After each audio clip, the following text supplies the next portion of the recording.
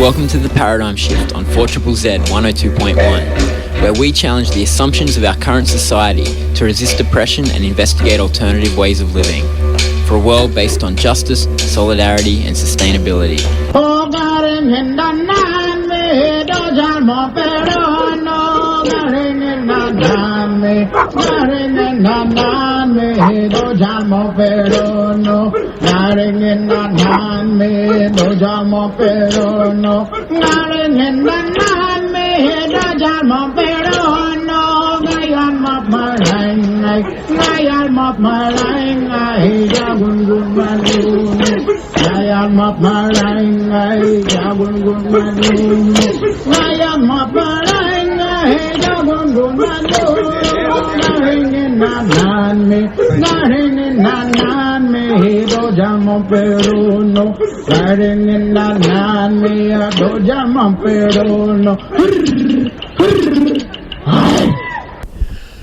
Welcome to The Paradigm Shift on 4ZZZ 102.1 FM. It is your local community radio station. My name is Andy and I will be with you for the next hour.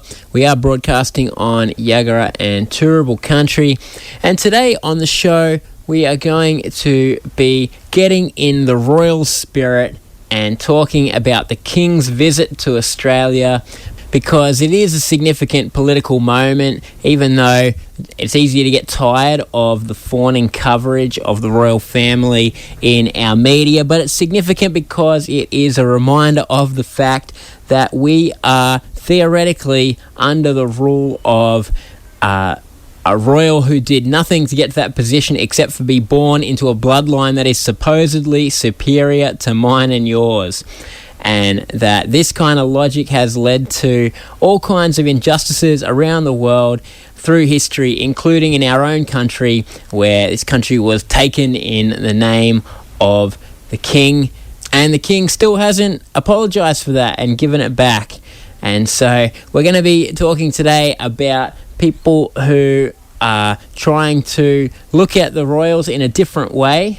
We'll have Wayne Wharton, who has just been down in Sydney and Canberra trying to reach Charlie, trying to serve him some papers, and he was not very successful in getting those legal papers to the King, but he did gain a bit of attention for Aboriginal protest, although of course it wasn't the most high profile Aboriginal protest of the week.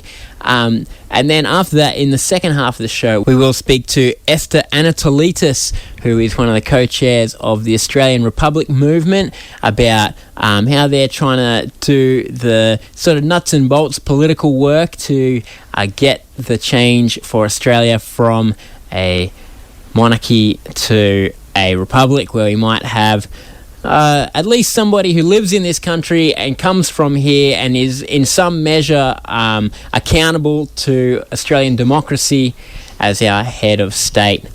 So stick around. And I know that a lot of people have a kind of sentimental attachment to King and Queen, and of course all those Disney movies with their princess stories do their own little bit of royal propaganda for each generation as they come through.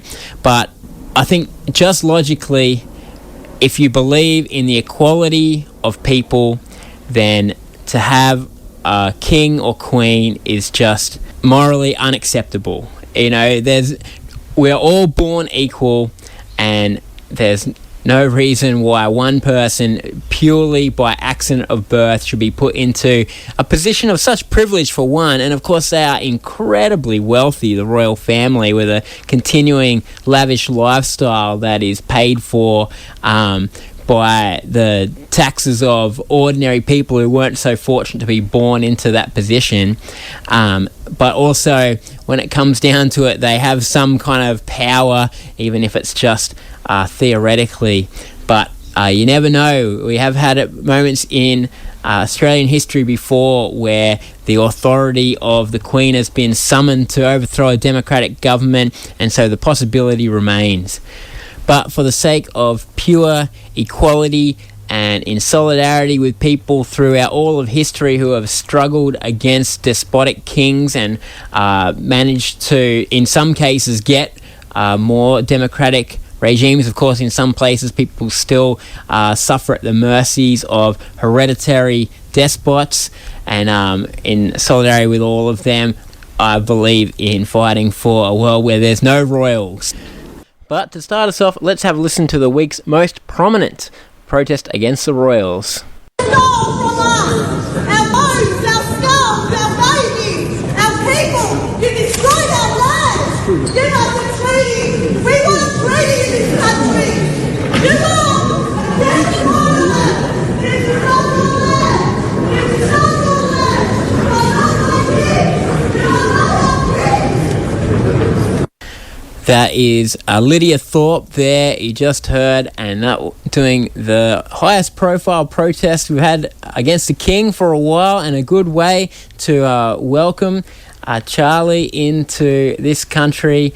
And I know there's been a lot of criticism of Lydia, but to me, that was a deeply democratic moment. There are a lot of Australians who, if they were in the same room as the King, would absolutely love to get up and say, "You're not my King," and if they're Aboriginal, to have some very fair gripes about what the King has done in this country.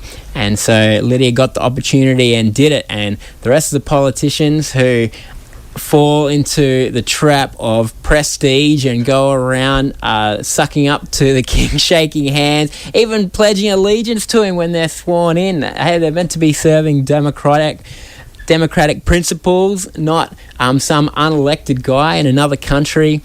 And so I'd say Lydia Thorpe did the most democratic thing on that day by getting up and doing that protest, and good on her.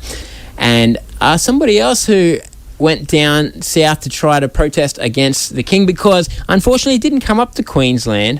I was reminded of when Charlie's mum, our former Queen, came to Brisbane in 2011. A couple of us painted a big banner, went down to South Bank to try to welcome her with a banner that said "Centuries of Oppression."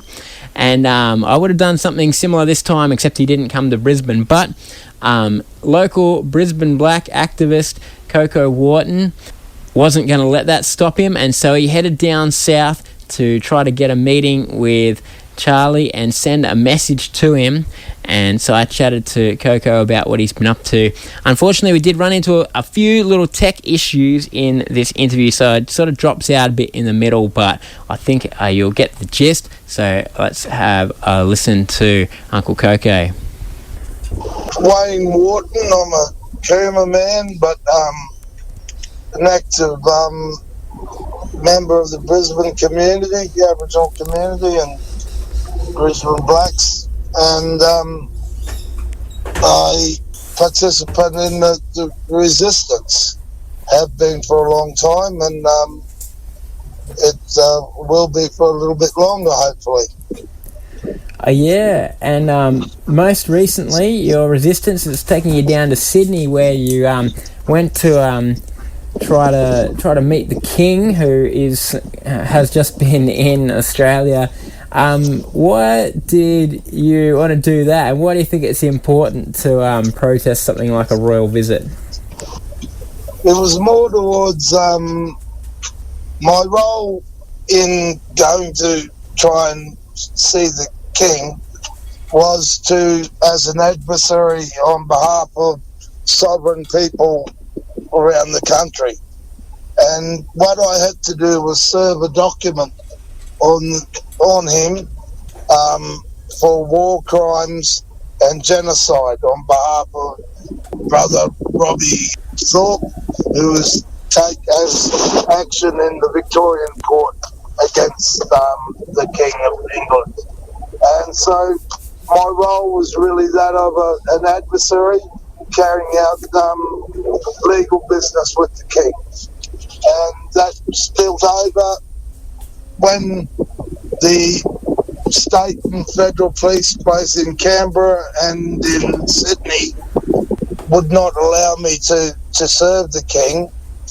Basically, I had to revert to other methods of getting the King's attention and getting the public's attention. At this point, the phone recording dropped out, unfortunately, but To fill you in, Coco was arrested in both Sydney and Canberra when trying to get to the King to serve him his papers. And this is what he had to say about that.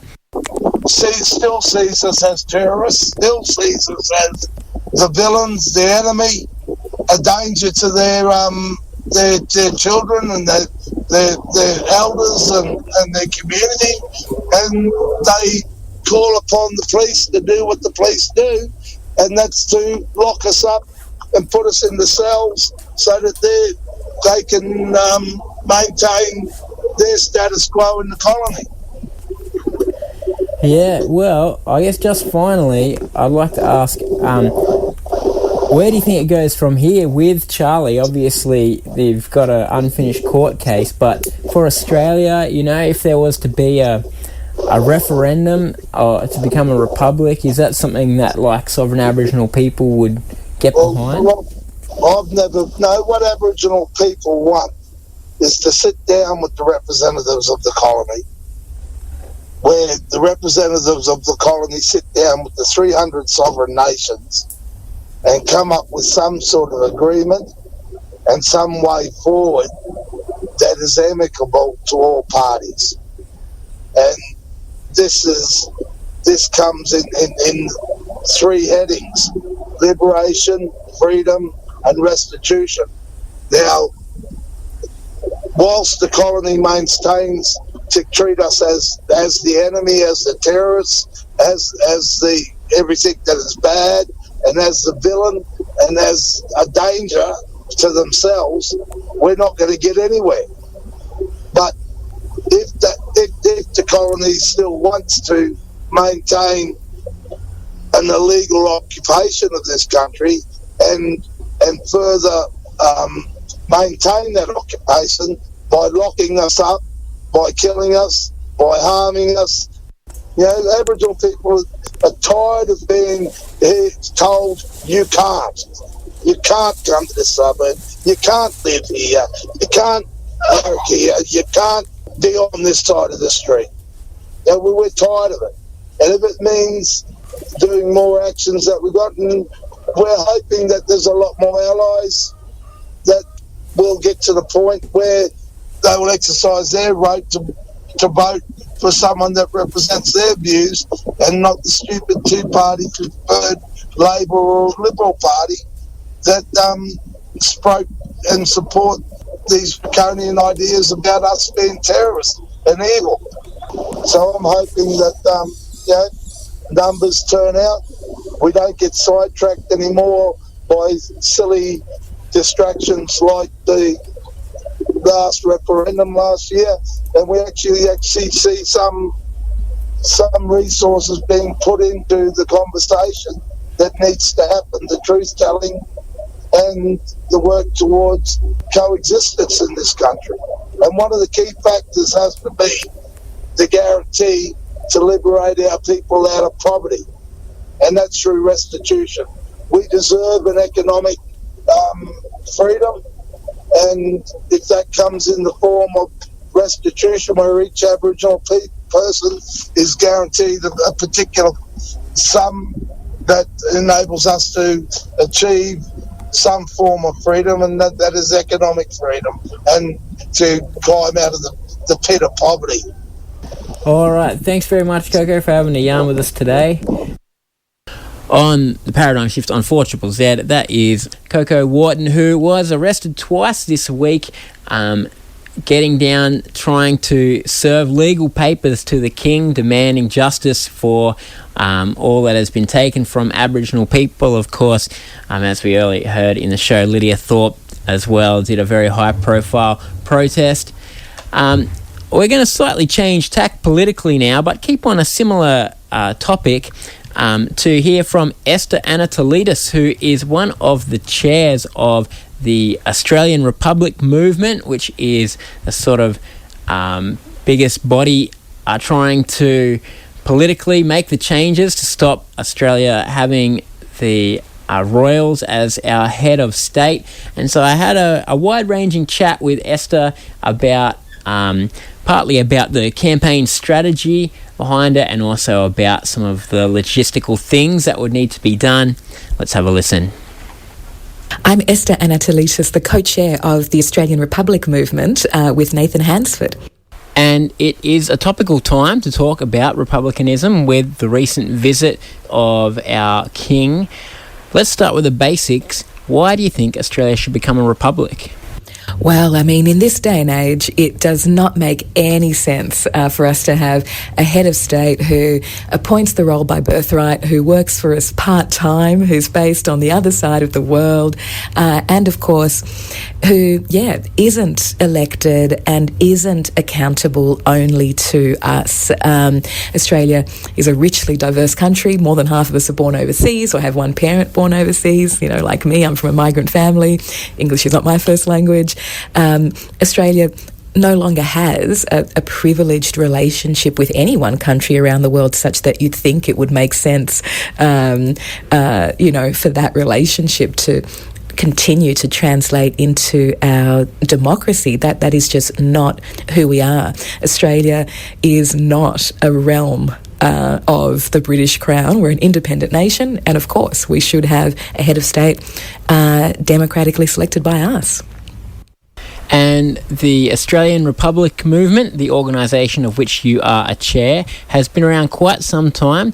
Do you want to tell us about what the organisation does? Well, our aim is not only to focus Australia's national conversation about the future republic, but to focus it in a way that ultimately secures not just a referendum, but that national support and success. And as we know, constitutional change is challenging in Australia. There's a really high bar. We have to, through a referendum, achieve success not only from a majority of the population, but in a majority of states and territories as well. And so that is a double challenge, and that means maintaining a really active and well-informed conversation about all the benefits of the future republic, but also, of course, the concerns, what's ill-fitting, the risks and dangers of maintaining that anachronistic status quo. Yes, I think many people would agree that there are very basic issues with having a king or queen rule over us who has no qualifications for the job except for birthright. But it is a more divisive issue than you might think. What do you think are some of the reasons why many Australians would want to stay as a monarchy? I think there is a really warm sense of nostalgia, that sense of, particularly while Queen Elizabeth was still alive, she was in most people's lifetimes the only monarch who they knew. And so, very much this sense of this is kind of the cultural kind of backdrop, I guess, particularly for Anglo-Australians, that sense of familiarity. But of course, for non-Anglo-Australians who are, of course, in the majority, that sense of nostalgia just isn't there. And also, I guess, when we think of the confidence that people have in Australian democracy, and we think about what has given us the stability and the constitutional and democratic institutions that we're proud of, an argument that's often given is that it's the role of the king or queen is in fact what has given Australia our democratic stability. Of course, that's very much not the case. Australia has a range of democratic innovations that we can be proud of all over the world, and that originate in Australia. For example, we have an electoral commission, an independent body. We have one way of voting all over Australia. Other countries do not have that. We have compulsory voting. Some people think, oh gosh, why should we be forced to vote? But you can't opt out of the tax system. We do need to take an active interest in everything that concerns us, in the decisions that shape our lives. And so that means that political parties have to develop policies that address everyone, not just, sort of agitating or mobilising the people they think will vote for them. That's also a really stabilising kind of factor. So compulsory voting, the Electoral Commission, confidential voting, preferential voting, all of these are Australian innovations, and we can be very proud of those, but we can't really be proud of our democracy, on that world stage until the very apex of it is also someone who we democratically select, and this is somewhere where Australia can also be a great innovator. Yes, I think many people would agree that there are very basic issues with having a king or queen rule over us who has no qualifications for the job except for birthright. But it is a more divisive issue than you might think. What do you think are some of the reasons why many Australians would want to stay as a monarchy? Well, I think it's sort of difficult to compare because we've had a lot of polls this year heading into the visit. There's been, a lot of media interest, which is fantastic. It's at the moment where we approach a referendum that those polls really matter, because it hasn't been a huge issue for people to really respond to in that way. And the reason it hasn't been a huge issue is because, we've got a bit of a yeah-nah approach to, some of the complexities of Australian democracy. Australian Republic Movement's own research finds that 92% of Australians are open to the future Australian Republic, but that 40% of Australians, when we did the research within the last year, weren't even aware that Charles was our head of state. And so when you're starting on that kind of low base of understanding and you're asked the questions that people have put in those polls, it's not difficult to understand that the response might seem, a bit kind of ambivalent. What we've also found through our research is that as soon as you open that conversation, the response tends to be, oh my goodness, why does Australia still have a king? That doesn't make sense. That really is not right to me. Let's work out what's needed to make that change. And so while everyday people are, getting on with everything, the cost of living crisis, we've got lots to think about, that's why it's so important to keep the Australian Republic movement strong, so that we've got that focus on what is best for Australian democracy in the future. And as you say, the referendum of 25 years ago wasn't successful, but of course Australia is a very different country a generation later. We are even more richly diverse. We have even, fewer cultural or even trade ties with just one nation, with the United Kingdom. We connect globally in so many different ways, which is why we need an Australian head of state who works for us full time, who looks after our interests here and overseas, and is able to be that great cultural and trade and other kind of negotiator all over the world, only responsible to us. When the Albanese government took power, one of the things they did was appoint an assistant minister for the Republic. A couple of years on, and that position has gone, and of course the government has also had its fingers burnt on one failed referendum already. Do you think the prospects for a Republic referendum have declined? Oh, look, that reshuffle there really is just it's a cabinet reshuffle that happens leading into the next election. I don't think anyone in Australia was expecting a referendum to be, tomorrow or before the next election. So that's all that indicates. We know that there is no change to the Albanese government's commitment to the future Australian Republic, nor any change to the Labor parties. But we also know from Australian Republic Movement research that 75% of currently sitting federal MPs support a future Australian Republic. We had an Australian Republic Movement dinner in Tasmania this week with a prominent Liberal federal MP speaking. there is really committed support. It's really just about finding that time that makes the most sense for everyone. Now, I'm interested in talking about strategy. I guess the Australian Republic movement has always had a certain presence in the political sphere, but of course, if you were to have a successful referendum, there would need to be a great effort at communicating with people who are a bit more apathetic about those matters. So I'm interested in whether the group is thinking about this, and I think one thing I've noticed is that yourself and your fellow co-chair Nathan Hansford, for the first time in a while, it's not a sort of recognisable sports names that are the chairs of the Australian Republic movement. Was that a strategic move?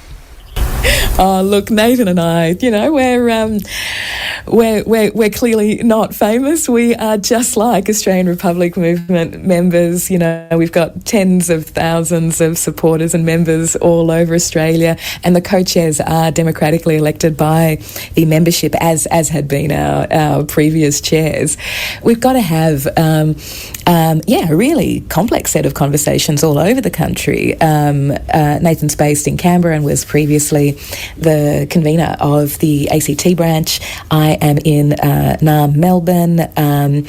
I have been on the Victorian branch, and I'm also involved with a range of different community and creative and media organisations. And so among us, but also among the membership, we're constantly having, just quite a big, diverse range of conversations in a number of different languages. The recent campaign, which was called Monarchy, the Farewell Oz Tour, with thanks to our friends at the Bureau of Everything and the Pool Collective. This was very much about just reinvigorating, having a very different kind of conversation. We deliberately tapped into a popular culture mood in presenting the royal family, or the royalty, the King, the Queen, Prince William, presenting them in that popular culture context of that successful band who comes and tours from overseas, and it's time for them to go again. And this sparked a really big national and global conversation. We have had non-stop media engagement, again, in multiple languages, from multiple nations, because of this campaign, asking the question in a different way.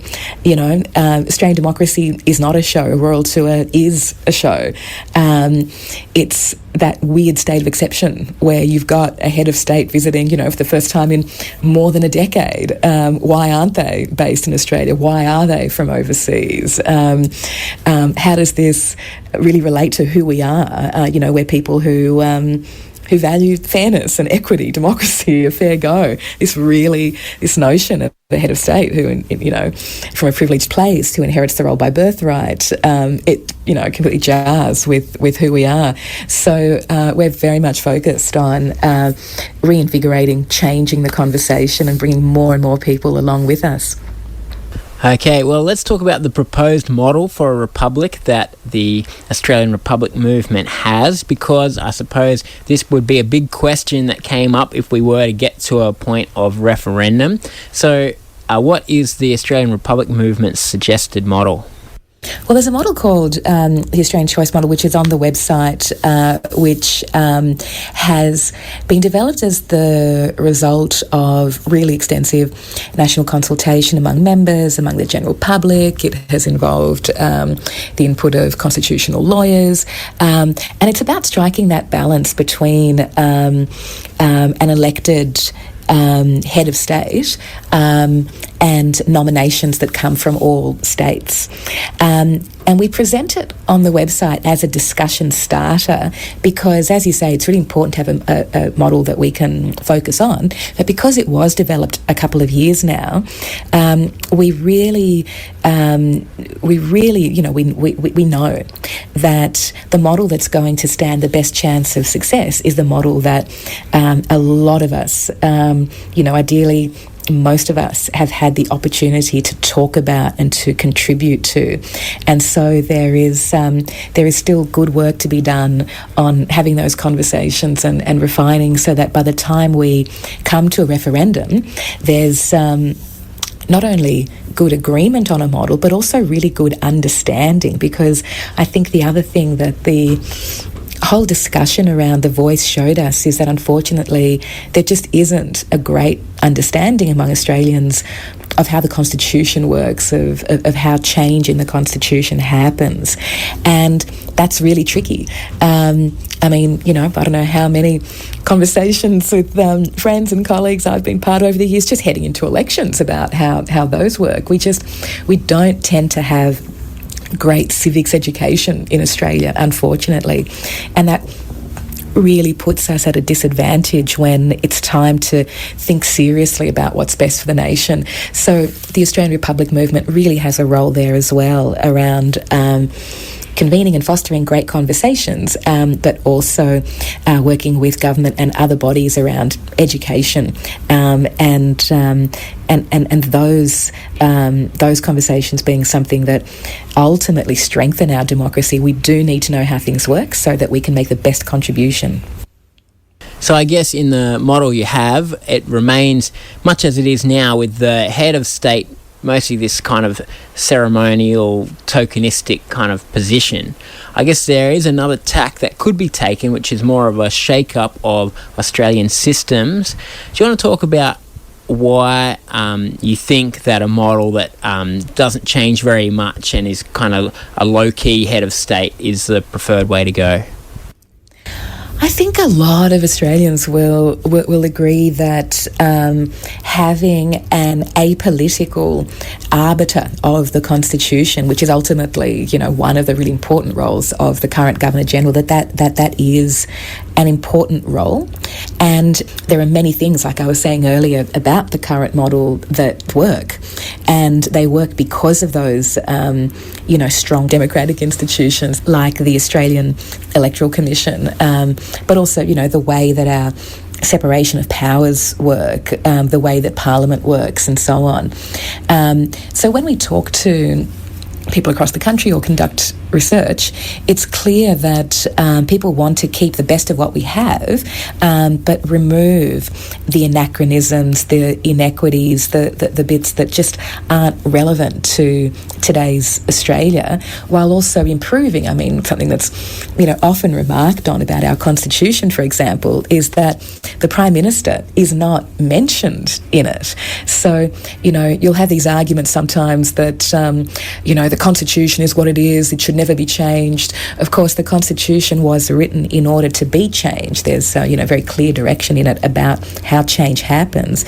And at the moment, the Constitution does not reflect the current practice. It actually doesn't reflect the way that Australian democracy works day to day. So there's absolutely some tidying up things to do, but from our understanding of where Australians are at on this, the feeling seems to be that tidying up really should reflect the way that current practice works, and just make sure that the role at the apex of Australian democracy is someone who is Australian, who is an Australian citizen, who in their work and their duties swear their allegiance only to us, not to foreign interests or a foreign power. Well, thanks very much, Esther, for chatting with us today. And if people are interested in finding out more, how can they do that? They can go to republic.org.au, join up, let's build our movement so that we can find our moment. And I also want to say, Andy, as someone who has been part of community broadcasting most of my life, I think I was first on air when I was about 6 or 7 and has run community stations. I'm always thrilled to get to be on 4ZZZ, and I think that community broadcasting performs a really under-recognised democratic function in Australia, which is so important. So thank you and everyone at 4ZZZ for everything that you do. Thanks, Esther. We were speaking to Esther Anatolitis from the Australian Republic movement, who have been working away over the years at trying to do the hard work of changing Australia's constitution to have an Australian as head of state, maybe even one who is accountable to democratic processes. It's interesting to think about it, whether Australia, you could get away with any significant constitutional change at the moment with Australia in the kind of fractured state that it is, or anywhere in the world in our sort of post-social media fractured state. I think we saw the voice referendum, just how disconnected people feel from each other, from political processes, and so I don't know how I would feel. I think it'd be very unlikely to succeed, actually, if it was held at the moment. But all of us should be working towards a more equal and fair society, and I think that means one where there's no royals. Nobody is born into instant privilege, and nobody is born into a position where they get to rule over other people. I think that's only logical. And so that is what we've been on about on the show today. I'll see you next week.